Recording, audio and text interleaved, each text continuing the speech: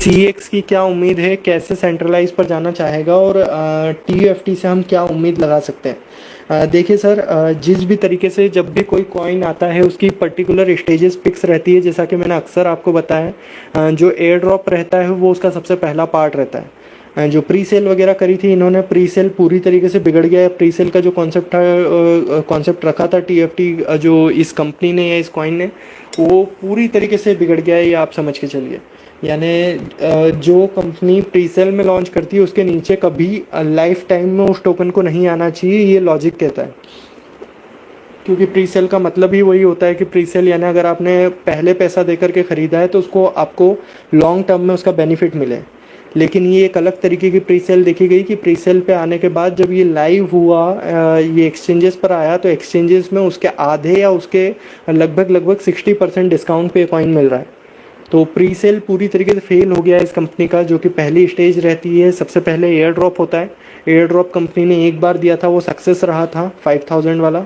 दूसरी बार की बात करेंगे, लेकिन सबसे पहले जो सीक्वेंस वाइज देखा जाए तो जब एयर ड्रॉप हमें सबसे पहले मिला था वो ठीक था। वो वाला एक चीज़, उसमें भी एक खामी थी कि वो यूनिफॉर्म नहीं होना था, 5000 सेम सबको नहीं होना था। तो वो थोड़ा सा एक ट्रस्ट वहाँ पर बन पाता कि टीयूएफटी कॉइन सही में क्रिप्टो की तरफ वर्क कर पा रहा है।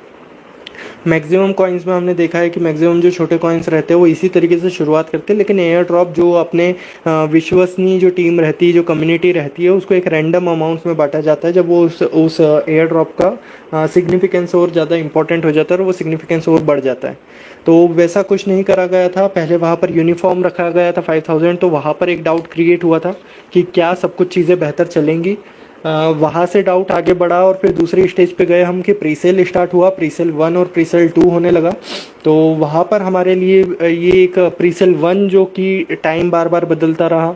देन उसके काउंट परसेंटेज हमने कई बार चेंज देखा कि उस तरीके से नहीं चलना था जिस तरीके से परसेंटेज चला, और ये वो सारी चीज़ें, ये तमाम खामियां टीयूएफटी में शुरू से रही है। और उसी की वजह से आज जो सिचुएशन में है, यही सिचुएशन ही उसको यहाँ पर लेकर के आई है।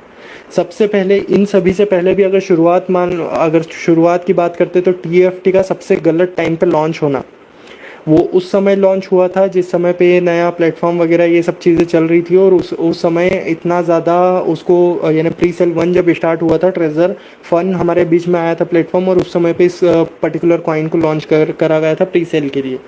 तो सबसे पहले टाइमिंग एक ख़राब चीज़ हो सकती है, लेकिन हमने टाइमिंग को इस तरीके से देखा था, इस तरीके से एनालाइज़ किया था कि वो एक एसेट बनाना चाहते थे अपने पास में। कंपनी उस चीज़ को एज ए एसेट रखना चाहती थी जो कि स्पेक के पहले काम आ सके और स्पेक में एक अच्छे प्राइस पर स्टॉक में लिस्ट हो सके। और यही एक वजह रह जाती कि कोई भी कंपनी बहुत ज़्यादा हायर प्राइस पर अपने स्टॉक या कॉइन्स को लॉन्च नहीं करती है। क्योंकि अगर जब तक जो भी चीज़ उन्होंने लॉन्च करी है, अगर वो उसके लिए प्लेटफॉर्म के लिए वर्दी नहीं है, अगर वो प्राइस वर्दी नहीं है, जैसे हम चाहते हैं ना कि अपनी किसी चीज़ का मैक्सिमम प्राइस मिल जाए, कंपनियां भी चाहती है कि अपने कॉइन को मैक्सिमम से मैक्सिमम अमाउंट पे लिस्ट कर पाए। लेकिन अगर जब मैक्सिमम पॉइंट अमाउंट पे लिस्ट किया जाता है तो उसकी हालत ये होती है जो कि हमने देखी है।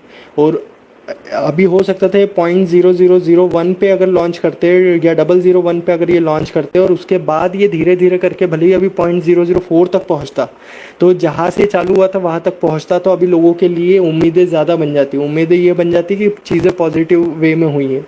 लेकिन ये हायर प्राइस पर लॉन्च किया गया है, इसलिए मैं प्री सेल जब से चालू हुई थी उस समय से कहता आ रहा हूँ कि इसका प्राइस हायर है और ये नीचे आएगा, और यकीनन नीचे आएगा। और ये जब एक्सचेंज पे जाएगा अपनी प्री सेल वैल्यू से कम में बिकेगा, तो टीएफटी का कहीं ना कहीं योगदान उस तरीके का रहा है। टीएफटी का पूरा सीक्वेंस उस तरीके से रहा है कि हर स्टेप में वो फेल हुआ है। पता नहीं कंपनी की कुछ और स्ट्रेटेजी है, कंपनी ने कुछ और सोच रखा है, लेकिन आज तक जो धरातल पर कहा जाता है, जो बेसिक्स पर कहा जाता है, वो कॉइन हर स्टेप पर फेल होता जा चुका है। 24 अप्रैल को इसकी लॉन्चिंग प्रीसेल की नहीं बनती थी जहां पर इसको लॉन्च किया गया।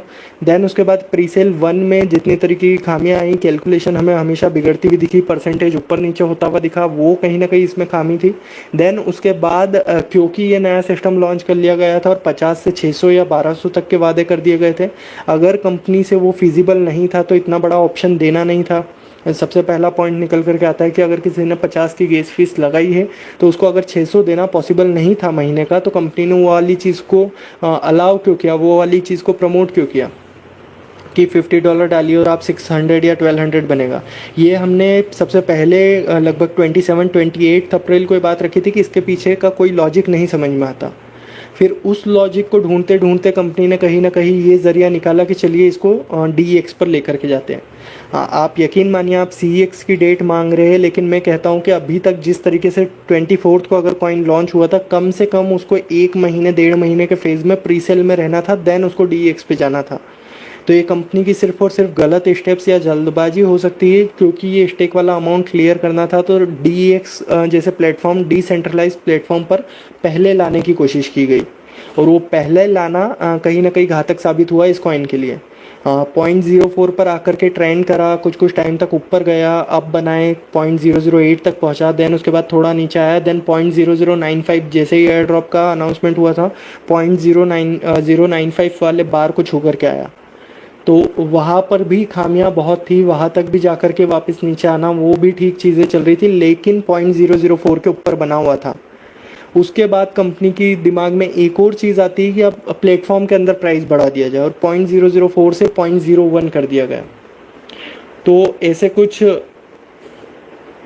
बहुत से चीज़ें हमारे बीच में निकल करके आ रहे हैं, बहुत सी चीज़ें निकल करके आ रही है। कंपनी ने कहीं कहीं गलत चीज़ें TUFT के साथ करी, और फिर बची कुछ ही कसर जो थी वो उस प्राइस को अपने ट्रेजर फंड ऐप में बढ़ा करके उसको पूरी तरीके से अस्तित्व ख़त्म कर दिया गया।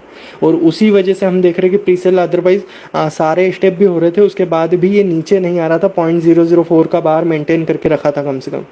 तो ऐसी तमाम चीज़ें कंपनी की तरफ से हुई है। अब इसके पीछे अगर कोई, इससे जो हमारी सोच है, जो मेरी सोच है, उससे भी हटकर अगर कंपनी ने कुछ सोच रखा है तो उसको जल्द से जल्द हमारे बीच लाना होगा। अदरवाइज़ 1 महीने में मुझे एक भी स्टेप TUFT को इतना प्रॉमिसिंग नहीं लगा, TUFT को लेकर के इतना प्रॉमिसिंग नहीं लगा जिससे कि हम बात कर पाए कि ये बहुत अच्छा कॉइन होगा। दूसरे तमाम लोग जो कि हो सकता है इस फील्ड में नए हों, लेकिन उनकी आदत हो गई है बढ़ चढ़ के बोलने की, तो TUFT को कि एक एज ए एसेट होगा या आपके आने वाली लाइफ बदल देगा, ये वाली चीज़ हो सकती है। मैं मानता हूँ कि ये एक समय के लिए स्पाइक लेकर के बहुत ऊपर जा सकता है, लेकिन उससे कई गुना ज़्यादा नीचे आकर के गिर सकता है। उसका मेन पॉइंट था, पहला एयर ड्रॉप वगैरह जो यूनिफॉर्म दिए गए थे, वो वाली चीज़ कहीं भी बेटर नहीं थी और कहीं से भी वो उस चीज़ को जस्टिफाई नहीं करती। दूसरे, रियल आंकड़े को नहीं देना, ये वाला भी चीज़ें जस्टिफाई नहीं करती।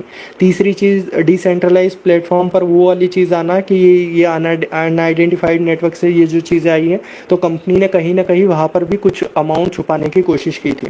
ऐसा तमाम नेगेटिव पॉइंट्स, इन सब से हट के अगर सबसे बड़ा पॉइंट है तो वो कंपनी के पास इस कॉइन की होल्डिंग्स इतनी है जो आप मान के चलिए, जिस दिन अगर कंपनी को लगा कि प्रॉफिट में अपन आ गए और एक बहुत अच्छे बार पे आ गए, वो सारा अमाउंट रिलीज़ करके उसको सेलिंग करके, और ये कॉइन ज़ीरो आने में देर नहीं लगेगी। भले ही आप मान के चलिए अगर आपकी अपनी सपनों की दुनिया में इसको $1 तक का भी पाते हैं, और अगर कंपनी के ऑनर्स के बीच में एक दिन एक बस मन में एक चीज़ आ जाए कि यार बस अब बंद करना है।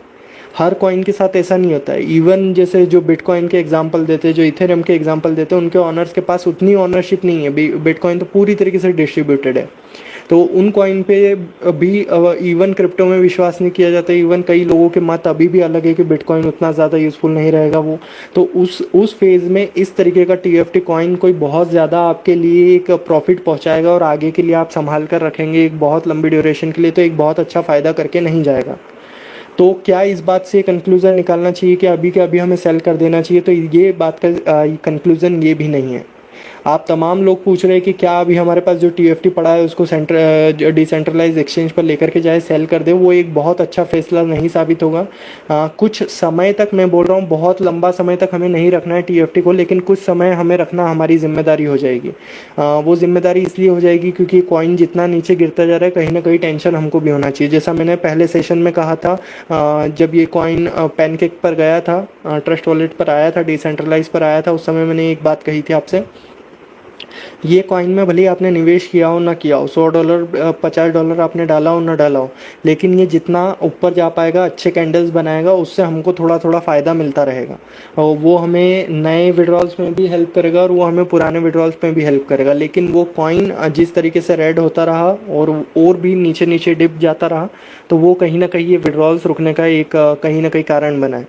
दूसरी चीज़ें, कंपनी ने बहुत सी अनाउंस की कि ये हुआ वो हुआ, लेकिन उन चीज़ों को अगर नज़रअंदाज कर दिया जाए तो मैक्सिमम चीज़ें हमने ऑलरेडी देखी कि किस वजह से ये सब हमको देखने मिला है। तो हम जानते हैं TUFT कॉइन का, इसलिए जो TUFT को लेकर के बहुत ज़्यादा प्रॉमिसिंग है। मैं नहीं कहता कुछ नया खरीदे, आपको नया खरीदने की ज़रूरत नहीं, क्योंकि इतना बहुत कुछ खास है नहीं है इस कॉइन में। लेकिन हाँ, जो हमारे पास है उसको संभाल करके रखना पड़ेगा। कहाँ पर संभाल के रखना पड़ेगा? अभी हम ट्रेजर फंड से अच्छा कोई प्लेटफॉर्म हमारे लिए संभाल कर रखने के लिए नहीं है। आप बाहर होंगे ट्रस्ट वॉलेट पर, वो एड्रेस कब 0.004 पे जाएगा, कब 0.006 पे जाएगा, उसका कोई वो नहीं है। लेकिन हाँ, यहाँ पर मैं वेट करता हूँ कि अगर ये 0.02 इन्होंने करा, तो ये इनकी जिस तरीके से हरकतें रही है 0.02 से 0.015 या वापस रिवर्ट बैक करके 0.01 तक लाने की कोशिश कर सकते हैं। तो भी हमें आज से 5 गुना या 6 गुना पैसा मिलेगा एज़ कम्पेयर के हम बाहर जाकर सेल करते हैं। तो मेरा सजेशन उन लोगों के लिए यही रहेगा जो भी मैक्सिमम अभी TUFT निकाल करके बैठे हैं, जिनके स्टेक आज कल परसों या जब से विड्रॉल्स रुके हुए हैं उनके निकले हैं। ये सजेशन को फॉलो करें। आप TUFT अभी अपना मेंटेन रखें ट्रेजर फंड में। ट्रेजर फंड से जैसे ही हमें एक समय मिलेगा जब ये चीज़ें चालू होती है, स्वैप का ऑप्शन चालू होता है, विड्रॉल चालू होते हैं, उस समय पर आप अपनी एग्जिट पॉइंट बना सकते हो और ये देख सकते हो।